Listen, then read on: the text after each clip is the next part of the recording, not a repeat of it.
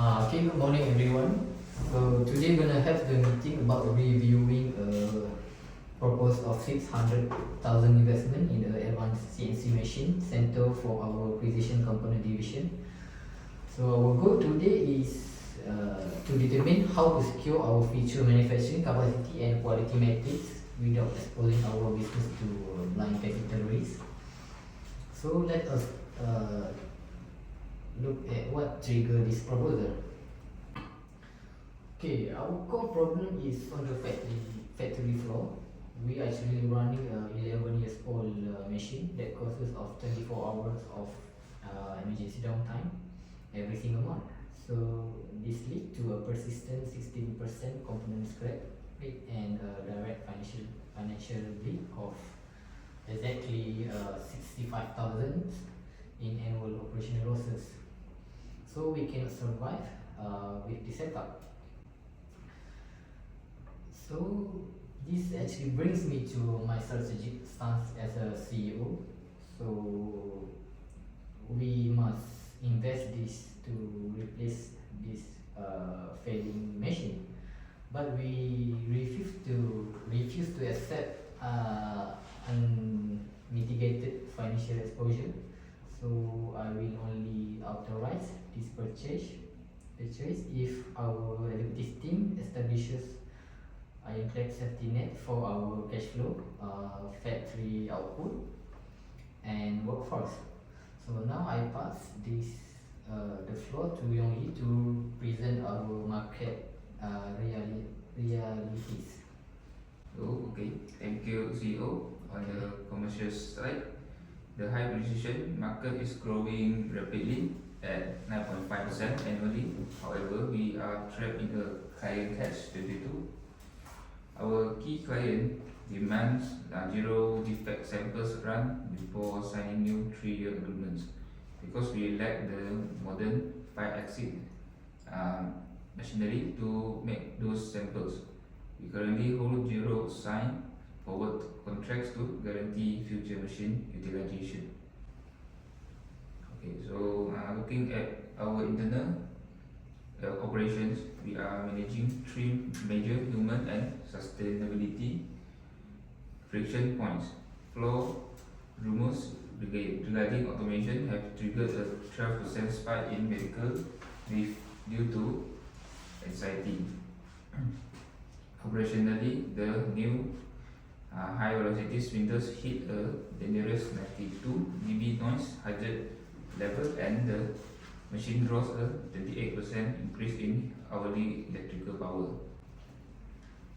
So, to resolve these issues, we have aligned our departments to create perfect synergy. First, we will use the installation window to run a 4-week vendor upscaling program, turning worker anxiety into advanced technical skills.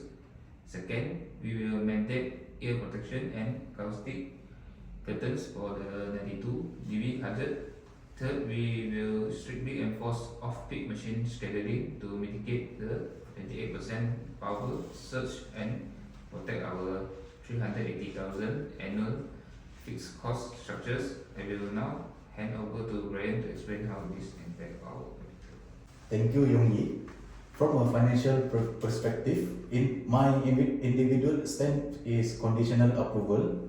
In our best case, the investment is sound, yielding a capital paycheck period of 2.72 years, well under our mandatory 3 years corporate rule.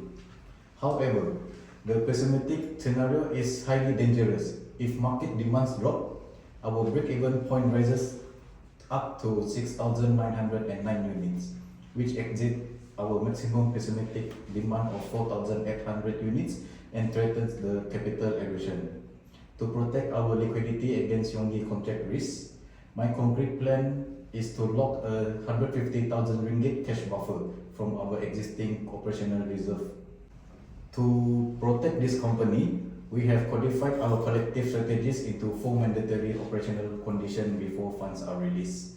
My department will secure the 150 cash buffer for liquidity.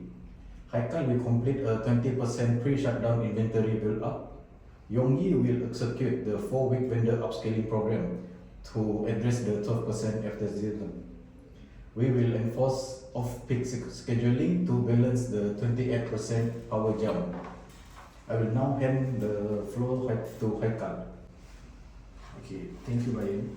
On the production flow, this new 5-axis machinery is a massive win to expanding our capacity by 30% and slashing cycle times by 20%. But however, our immediate threat is installation. It requires an unyielding 18 days hard stop and shutdown of production line 2.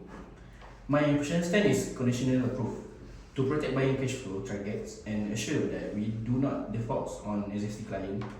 My concrete action plan is a phase shift strategy.